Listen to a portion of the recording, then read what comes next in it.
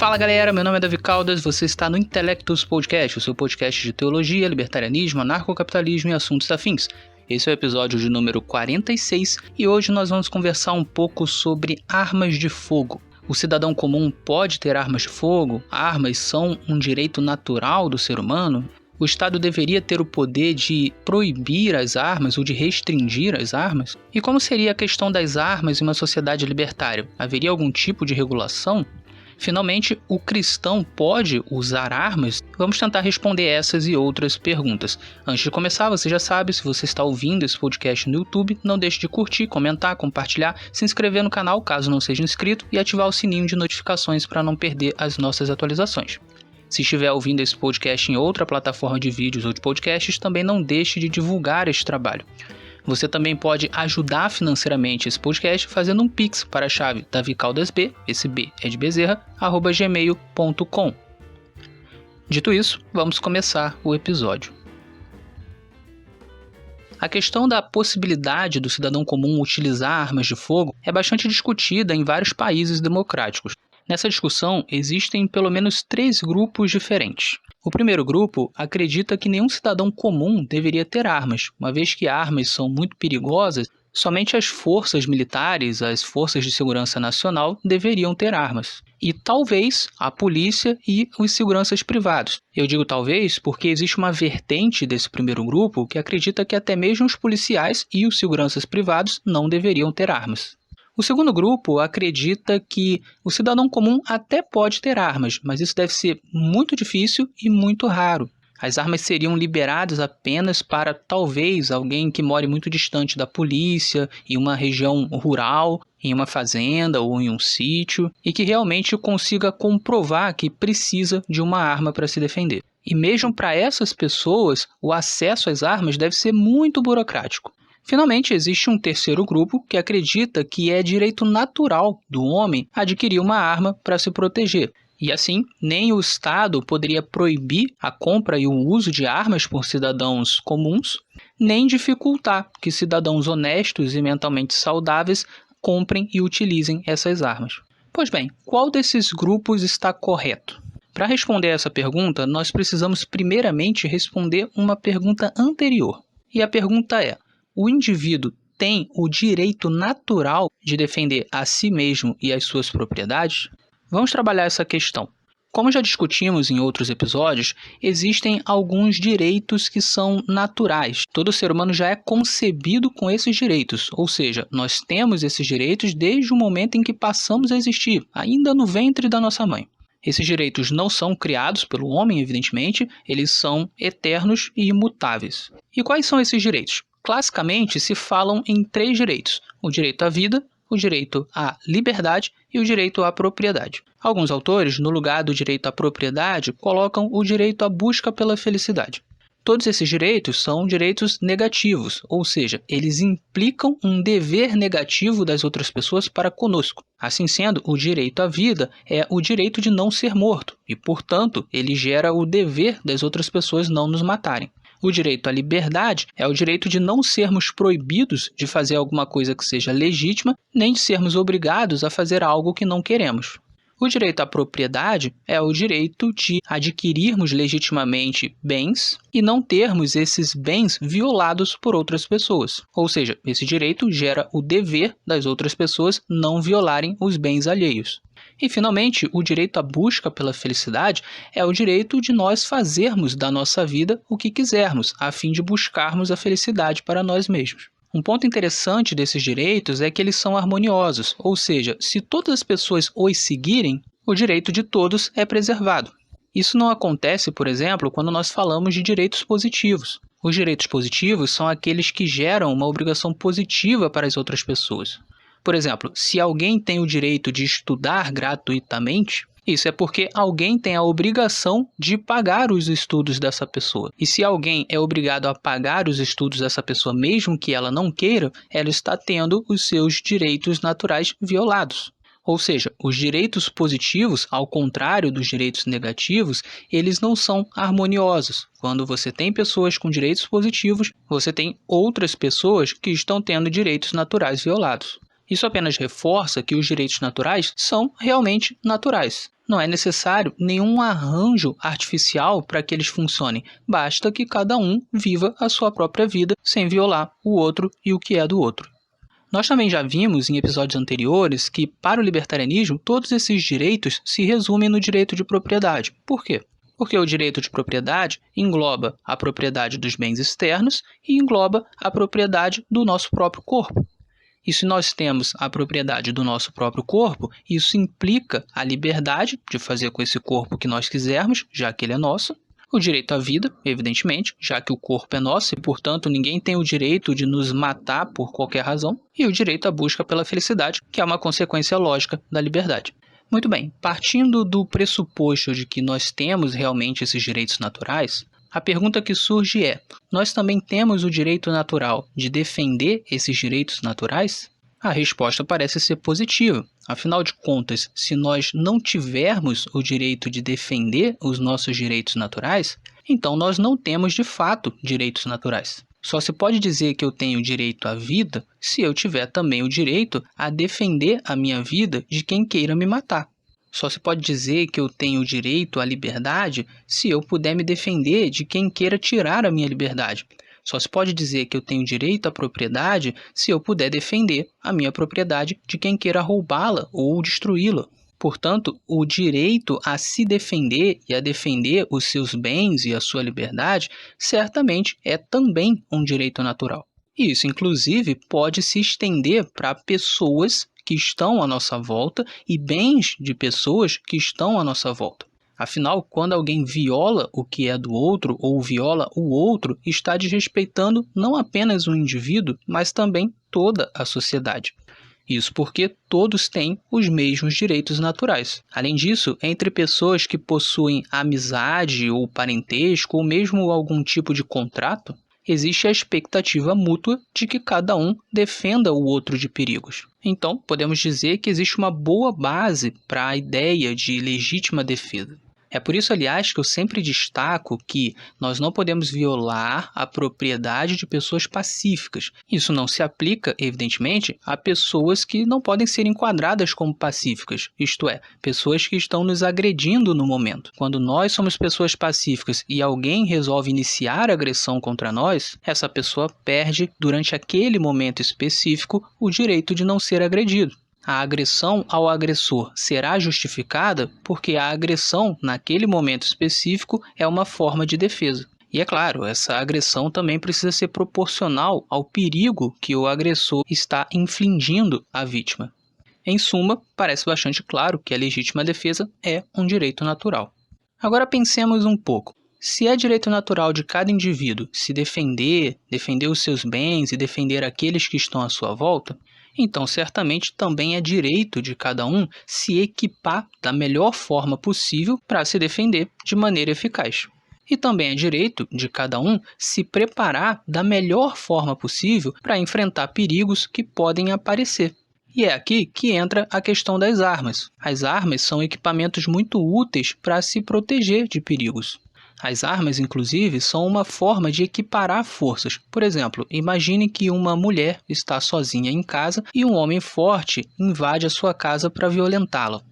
Dificilmente essa mulher conseguirá vencer esse homem por meio da força. Primeiro, porque ele é homem e os homens são biologicamente mais fortes que as mulheres. E segundo, porque ainda por cima ele é um homem forte. Contudo, imagine que essa mulher possui uma arma e, antes que esse homem a ataque, ela aponta a arma para ele. Neste momento, houve uma equiparação de forças. Se esse homem continuar em frente, ele receberá um tiro, e isso o impedirá de agredi-la. Note que não necessariamente a mulher precisa atirar. Dependendo da situação, se ela estiver a uma distância considerável do homem, ele pode simplesmente sair correndo e ir embora, e ela não precisar dar nenhum disparo.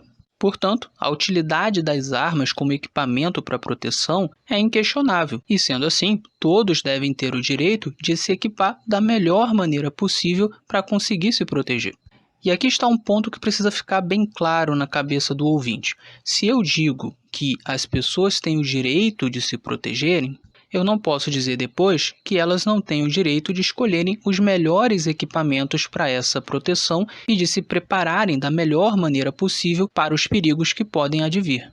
Dito isso, a conclusão a que podemos chegar é que é um direito natural do ser humano comprar, possuir e utilizar armas de fogo para sua defesa. E se esse é o caso, aqueles grupos que lutam para que nenhum cidadão tenha direito a usar armas de fogo, ou para que seja muito difícil que o cidadão adquira essas armas, estão objetivamente errados. Defender uma política de desarmamento ou de restrição das armas para cidadãos honestos e mentalmente saudáveis é antiético, imoral e criminoso. Trata-se de uma violação de direitos naturais. E, evidentemente, o Estado não possui absolutamente nenhuma legitimidade natural para impor esse tipo de política. Pois bem, assim como eu falei no episódio sobre homeschooling, o ensino domiciliar, que é também um direito natural, no caso um direito natural dos pais, eu poderia terminar o episódio aqui. Afinal de contas, se é um direito natural ter armas, é isso, acabou. Mas nós podemos trabalhar alguns outros pontos interessantes aqui. Um desses pontos é a fragilidade da argumentação desarmamentista. Note, o ponto principal do desarmamentismo é o seguinte: deve-se proibir o acesso do cidadão comum às armas, ou pelo menos dificultar o máximo, porque existem pessoas que vão fazer mau uso dessas armas. Vão usá-las para cometer crimes, vão usá-las para ameaçar pessoas, vão usá-las para agredir indivíduos pacíficos e por aí vai. O problema desse raciocínio, evidentemente, é que nem todas as pessoas vão utilizar as armas de uma maneira ruim.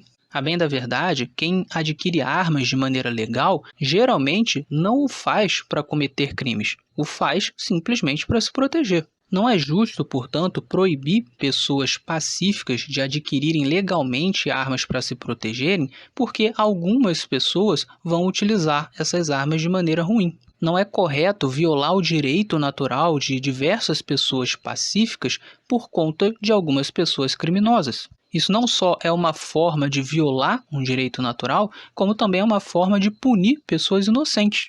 O inocente que quer comprar uma arma para se proteger acaba sendo punido com a proibição ou com a maior dificuldade de comprar essa arma por conta de pessoas que são criminosas. Isso não faz o menor sentido. Quem tem que ser punido é o criminoso, não o inocente. O problema da lógica desarmamentista fica mais evidente quando nós resolvemos aplicar esse mesmo princípio a qualquer objeto que pode ser utilizado por uma pessoa para agredir a outra. É possível agredir ou ameaçar utilizando uma faca de cozinha, uma faca de churrasco, um machado, uma garrafa quebrada de vidro com uma ponta, um bastão de beisebol, uma vassoura, um ferro de passar roupa, uma tesoura, um vidro de álcool com uma caixa de fósforos, uma moto, um carro, um ônibus e por aí vai. Existem muitos assaltos, assassinatos, agressões, ameaças e até mesmo acidentes que ocorrem a partir da utilização desses objetos. Se formos, portanto, aplicar a mesma lógica do desarmamentista para todos os objetos que podem ser mal utilizados, que podem ser usados para cometer crimes e agredir pessoas pacíficas, então teremos que proibir absolutamente tudo. Isso não faz, claro, nenhum sentido.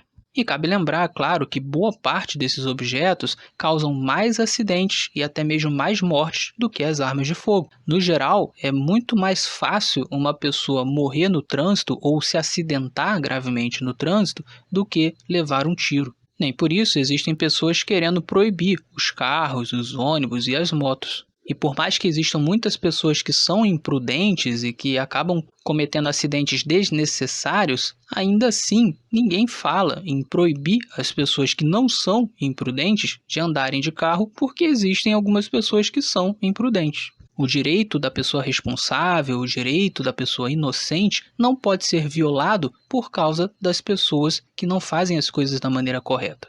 Só para terminar esse ponto, eu mencionei aqui uma série de objetos que pode ser utilizado para agredir e até mesmo matar as pessoas, mas eu também gostaria de destacar que não é preciso nenhum objeto para que você possa agredir alguém. Se você tem mãos, braços, pés, dentes, você consegue machucar alguém utilizando seu próprio corpo. E nesse sentido, a academia de ginástica pode ser um perigo, pessoas que fazem exercícios e, portanto, ficam mais fortes, ou ainda pessoas que treinam em alguma academia de luta, podem vir a usar isso de uma maneira errada, machucando indivíduos inocentes. Nem por isso, no entanto, nós vamos proibir as artes marciais e as pessoas de fazerem exercícios físicos. De igual maneira, existem homens que vão utilizar o seu órgão genital de uma maneira errada, criminosa, forçando pessoas a terem relações sexuais com eles. Nem por isso, contudo, nós vamos defender que agora nenhum homem pode ter o órgão genital masculino. O mal que um grupo faz não anula e não pode anular o direito dos inocentes. Uma segunda fragilidade da argumentação desarmamentista é que, ao defender que as armas sejam proibidas ou restringidas porque a sua letalidade é maior, ela necessariamente está dizendo que a vítima só pode se defender do agressor com algo menos letal. Se o agressor, portanto, for mais forte fisicamente, ou portar uma faca, ou portar algum outro tipo de objeto que possa servir de arma, ou mesmo portar uma arma ilegal, a vítima simplesmente não tem o direito de ter um objeto mais letal para se defender do agressor. Então, mais uma vez, não só a vítima tem o seu direito natural anulado, como também a vítima é punida com uma situação de maior fragilidade. Existe ainda uma incoerência no pensamento desarmamentista. Mesmo aqueles que são mais radicais e defendem que até a polícia e os seguranças não devem ter armas, ainda assim, eles defendem que os países devem ter exércitos. Afora isso, as autoridades públicas, os políticos, os ministros e os juízes devem ser defendidos por homens armados.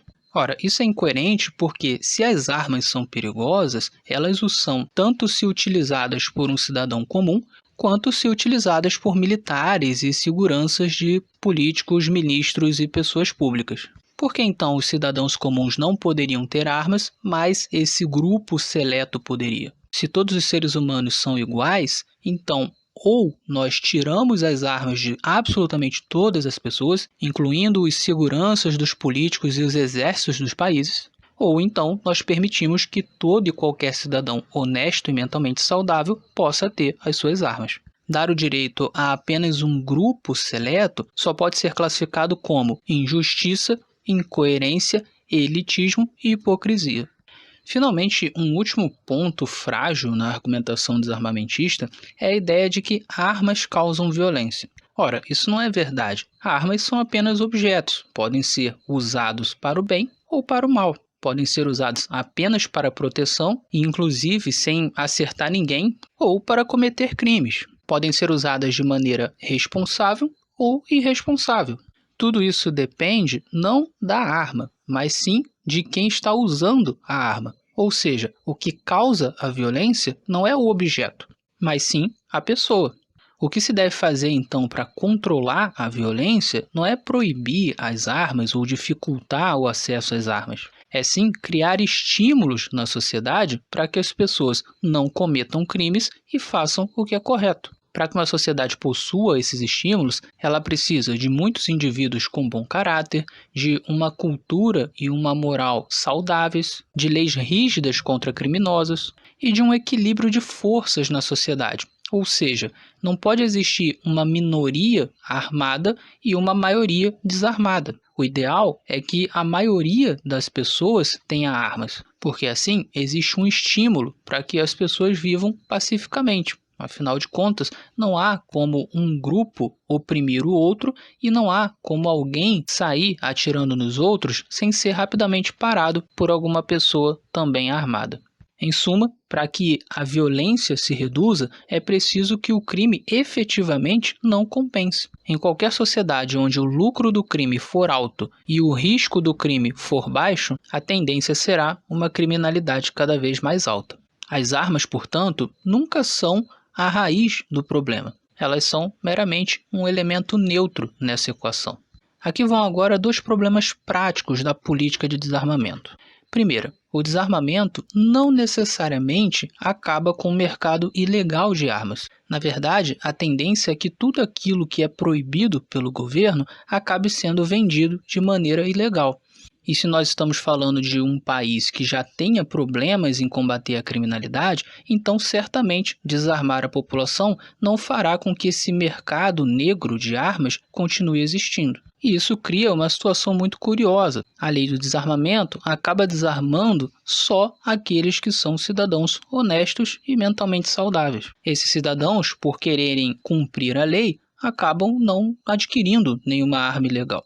Já aqueles que têm um caráter ruim, que são criminosos ou que são irresponsáveis ou mesmo mentalmente instáveis, esses são justamente os perfis que irão procurar armas no mercado ilegal. Assim sendo, um dos resultados do desarmamento pode ser justamente o oposto do que se diz pretender. A violência pode aumentar porque as pessoas honestas estão desarmadas e os criminosos continuam tendo acesso a armas. O segundo problema prático é que, como eu já falei, existe sempre uma casta de pessoas que continua tendo armas legais. Essa casta são os militares e muitas vezes os policiais. E não é incomum que até mesmo os próprios políticos e os próprios ministros e juízes também possuam armas. Em suma, o desarmamento da população nunca implica o desarmamento do Estado. E aqui reside um grande problema, porque se nós temos o Estado todo armado e a população toda desarmada, isso cria um ótimo cenário para que o Estado oprima os cidadãos. Aliás, esse é o cenário perfeito, inclusive, para o surgimento de uma ditadura, ou ainda para a manutenção de uma ditadura. Cidadãos desarmados também podem acarretar um problema de invasão de países estrangeiros. Afinal de contas, se o povo não está armado, é mais fácil de invadir esse país.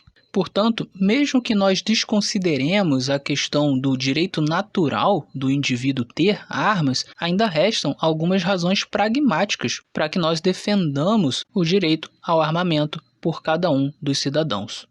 Tendo estabelecido esses pontos, eu quero agora discutir duas questões. A primeira tem a ver com o cristianismo e a segunda tem a ver com o libertarianismo.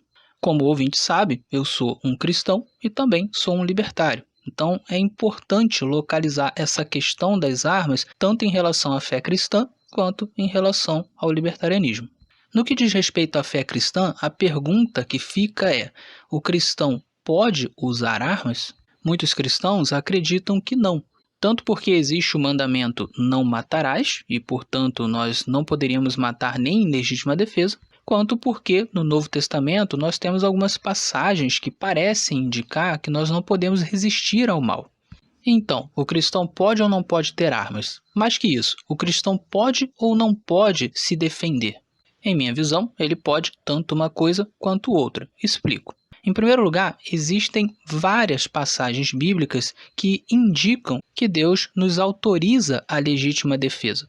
Em Êxodo 22:2, por exemplo, podemos ler: se um ladrão for achado arrombando uma casa e sendo ferido morrer, quem o feriu não será culpado do sangue. O princípio desse texto é muito claro. A lei partia do pressuposto de que o dono da casa matou o ladrão não porque queria matar uma pessoa, mas simplesmente porque queria se defender, defender sua família e defender os seus bens. É verdade que a lei dá o exemplo no verso seguinte de que se não fosse de noite, se fosse de dia, e mesmo assim o dono da casa matasse o ladrão, aí ele seria culpado da morte porque já era claro, ele já podia ver o ladrão. Mas aqui, é claro, o texto está pressupondo que o ladrão não estava armado, que ele não oferecia nenhum risco, que ele apenas queria roubar e que, vendo o dono da casa, provavelmente até se colocou a correr. O texto está preocupado com a questão da proporcionalidade. Se o ladrão não está ameaçando a vida do dono, então não tem razão do dono matar o ladrão. Mas note, o texto não deve ser entendido como estritamente literal. Ele está apenas dando um exemplo. Afinal de contas, existem casos em que, mesmo à luz do dia, um ladrão poderia colocar em risco a vida do dono e de sua família. Nesse caso, seria como um ladrão roubando à noite. À noite, não temos como saber se o ladrão está armado e se ele coloca em risco a família. Ou seja, esse texto aqui, se interpretado por um juiz com bom senso, isentaria de culpa qualquer dono que matou um ladrão para proteger legitimamente a sua família e a sua própria vida. Também existe o exemplo de Gênesis capítulo 14, onde vemos que Abraão, para resgatar o seu sobrinho Ló de reis agressores, convocou 300 pessoas e, juntamente com essas pessoas, se utilizaram da legítima defesa para salvar a Ló e a outros indivíduos.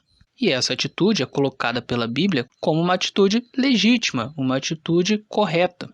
Também podemos citar outros textos. Por exemplo, em Deuteronômio 22, há uma lei que diz que a mulher que estava sendo violentada poderia gritar para que alguém pudesse ajudá-la. Ora, evidentemente, se alguém estivesse passando por perto e ajudasse a mulher, isso provavelmente envolveria força. Ou seja, há aqui o princípio da legítima defesa. Em 1 Samuel, capítulo 30, existe outro texto interessante. Ali nós vemos a ocasião em que Davi e seus homens resgatam alguns cidadãos da cidade de Ziclag que haviam sido cativos pelos amalequitas. Isso também acontece por meio da força. Já em Neemias, no capítulo 4, vemos que quando o povo judeu estava reconstruindo as muralhas de Jerusalém, existiam inimigos que não queriam que essa reforma continuasse. Por isso, as pessoas que estavam construindo se mantiveram em todo o tempo armadas com as suas espadas. E foi assim que a construção conseguiu seguir em frente. Os capítulos 8 e 9 do livro de Esther também são bastante interessantes. Uma lei havia sido decretada no Império Medo-Persa para que as pessoas matassem os judeus. O rei havia decretado essa lei por influência de um de seus ministros. Posteriormente, mesmo desejoso de revogar a lei, ele não podia, porque segundo a lei dos Medo-Persas, um rei não poderia revogar os seus próprios decretos. Assim, a solução encontrada foi que os judeus tivessem a autorização de se armar e se defender contra quem quisesse atentar contra eles. E foi assim que os judeus não foram extintos. Essas são algumas passagens do Antigo Testamento que indicam o princípio da legítima defesa, mas também existe uma ocasião no Novo Testamento que é narrada pelos 4 evangelistas e que também parece indicar a legítima defesa. Eu me refiro a quando Jesus entra no templo, improvisa uma espécie de chicote, que era um tipo de arma, e utiliza esse chicote para virar as mesas dos cambistas que estavam no templo, fazendo comércio das coisas da fé.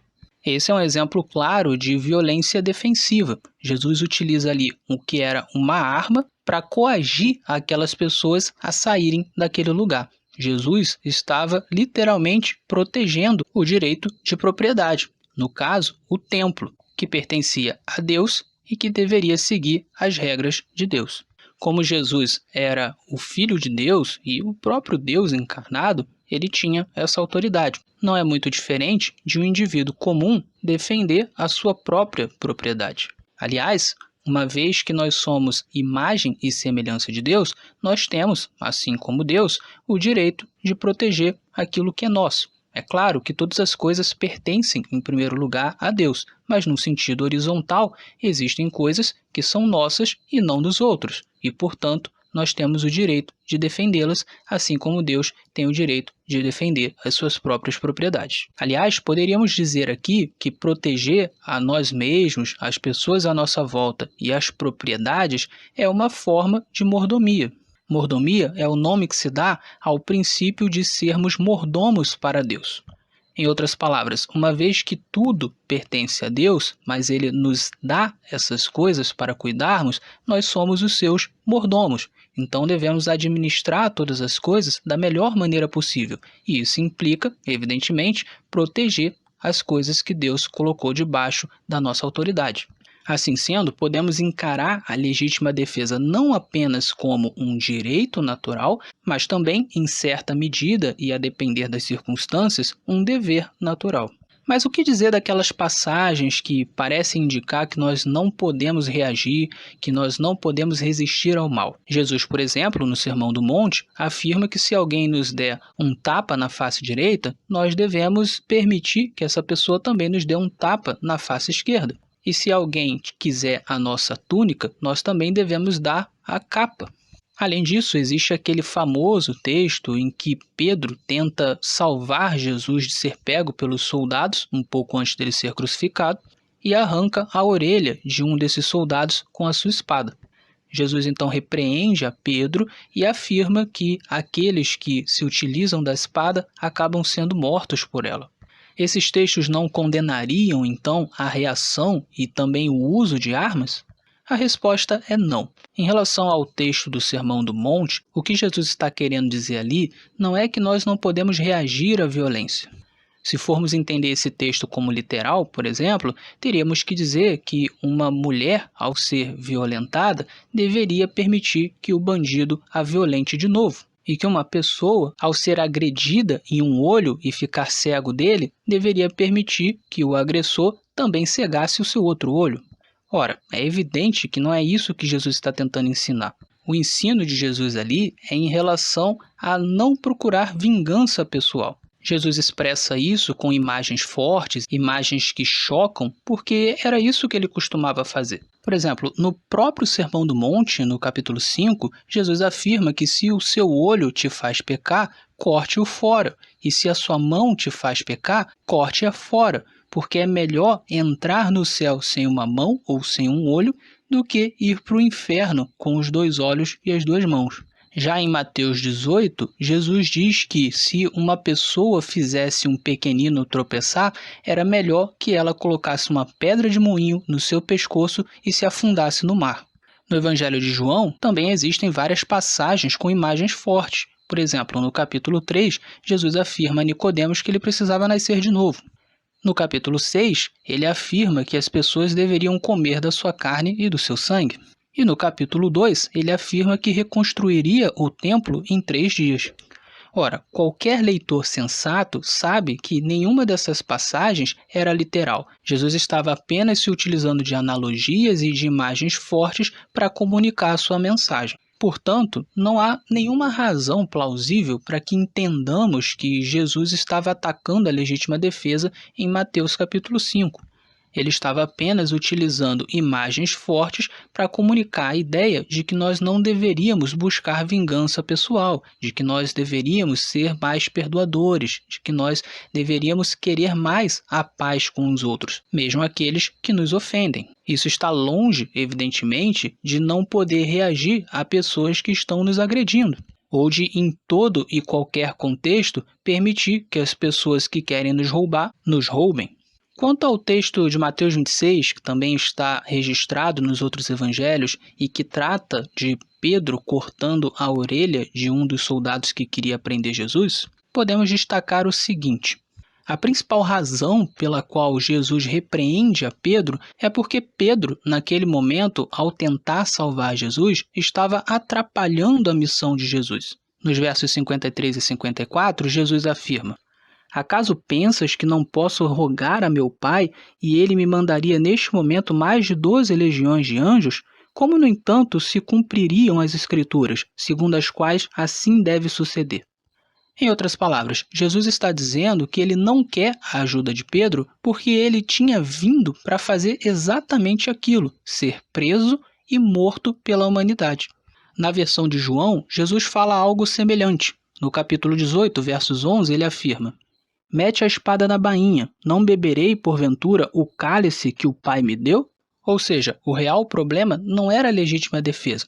O real problema era que Pedro estava atrapalhando Jesus. Jesus precisava se sacrificar. Um segundo ponto é que existe um contexto histórico e ele precisa ser mencionado. Quando Jesus afirma que todo aquele que usava a espada acabava sendo morto por ela, ele está falando debaixo de um império extremamente poderoso, o Império Romano, que destruía qualquer um que fosse um rebelde ou que parecesse um rebelde. Assim sendo, utilizar a espada de maneira tal que o império pudesse vê-lo como um rebelde era algo extremamente perigoso. Era quase uma certeza de que o indivíduo seria perseguido e morto pelo império. E aqui existe um ponto importante que nós trabalhamos, por exemplo, no episódio sobre Romanos 13, que é o seguinte: os apóstolos e os primeiros cristãos não foram chamados por Jesus para serem um movimento político, um movimento paramilitar, um movimento que iria destruir Roma com a força do braço. Jesus havia chamado essas primeiras pessoas para pregarem o evangelho e serem missionários. e os apóstolos, em especial, precisavam ser missionários em tempo integral. E essa missão teria que acontecer debaixo de um império que era extremamente poderoso e extremamente perseguidor. Ou seja, dentro dessas circunstâncias, não era conveniente que a igreja e os primeiros cristãos andassem armados e reagissem principalmente ao próprio império. O mais conveniente, o melhor a se fazer por amor ao evangelho e por amor até mesmo à integridade física dos irmãos da igreja, era abrir mão do direito de legítima defesa. Mas note, isso não significa que o direito de legítima defesa deixa de ser um direito. Ele continua sendo um direito, mas, como nós já vimos em outros episódios, muitas vezes a fé cristã exige que nós nos sacrifiquemos em prol de algo maior. As circunstâncias, entretanto, precisam ser sempre avaliadas. Em alguns contextos, será possível que o cristão tenha armas e seja visto como um cidadão de bem, um cidadão comum. Há contextos em que a legítima defesa será possível e ela não trará nenhum problema para o evangelho nem para ninguém. Por outro lado, existem contextos específicos, como o do primeiro século, em que o cristão terá que abrir mão até mesmo do direito de legítima defesa. Em suma, o direito de legítima defesa não é um pecado, o cristão pode se defender e o cristão pode utilizar armas. Ele apenas precisa tomar cuidado para perceber se, em algum contexto, se defender e utilizar armas não será conveniente para o evangelho, para a imagem da igreja e para a preservação da integridade física dos irmãos. Pois bem, respondida essa pergunta, resta falar do nosso último ponto. Como seria a questão das armas em uma sociedade libertária? Como o ouvinte sabe, os libertários não acreditam que o Estado é uma instituição ética, nem que o Estado é uma instituição necessária. Portanto, em uma sociedade libertária, não haveria a instituição do Estado regulando a questão das armas. E a pergunta que fica é: haveria regulação de armas? Quem garantiria, por exemplo, que nenhum louco ou nenhum bandido compraria armas normalmente e sairia por aí cometendo crimes? E a primeira resposta que nós podemos dar é que, hoje, o Estado já não garante isso. Pessoas más e pessoas loucas conseguem acesso às armas e saem por aí atirando. Então não parece que a nossa sociedade estatal é um bom parâmetro. A segunda resposta que nós podemos dar é a seguinte: a regulação de armas depende do tipo de sociedade que seria formada. Como já vimos em episódios anteriores, existem vários tipos de sociedade libertária que podem surgir. Por exemplo, se nós pensarmos em uma cidade privada, onde um grupo de pessoas compra um grande terreno e ergue ali uma cidade, cada cidade privada pode ter uma política de armas. E seria razoável pensar que a maioria das cidades privadas acabaria por permitir as armas, mas impor aos cidadãos alguns requisitos mínimos para que eles utilizem as armas ou comprem as armas normalmente dentro da cidade. Poderia haver, por exemplo, o requisito de não ter antecedentes criminais e poderia haver o requisito de passar num teste psicotécnico. Essas burocracias provavelmente seriam bem mais simples do que hoje é a burocracia estatal, mas também seriam bem mais efetivas. Afinal de contas, o setor privado é muito melhor do que o setor público em termos de qualidade. Nós podemos pensar também naquele tipo de cidade que é formada por agrupamentos de pequenas regiões, como por exemplo ruas ou bairros. E seria perfeitamente possível que esses agrupamentos fizessem alguns acordos básicos entre si para que existisse naquela região algum tipo de requisito mínimo para ter armas. Contanto que esses contratos sejam feitos de maneira legítima entre essas pessoas, não há nenhum problema. Pode-se estabelecer ali uma lei que proíba o acesso às armas dentro daquele território a pessoas que já cometeram crimes, por exemplo, ou que são psicologicamente inaptas. Outra possibilidade é que as empresas de segurança ou de seguros na área de proteção, ou mesmo os tribunais arbitrais, ao venderem os seus pacotes de serviços para os cidadãos, exijam em contrato que, se o cidadão tiver armas, o seu contrato pode ser rescindido caso ele cometa algum crime com essas armas. E, além disso, de tempos em tempos, ele precisará fazer um exame psicotécnico, talvez realizado pela própria empresa de segurança ou tribunal arbitral. Evidentemente, não é interessante para essas empresas ter clientes que possuem armas, sendo bandidos ou pessoas inaptas psicologicamente. Para além desses arranjos legais, ainda existe aquilo que nós já comentamos. Em uma sociedade saudável culturalmente e moralmente, onde as leis sejam rígidas e onde a maioria das pessoas possui armas, é muito difícil que surja alguém atirando por aí a esmo. Você não vê, por exemplo, um atirador entrar em um quartel-general. Você não vê também um atirador invadir uma delegacia. E a razão para isso é muito simples. Se essa pessoa invadir esses locais, ela será morta muito rapidamente, porque todos ali estão armados.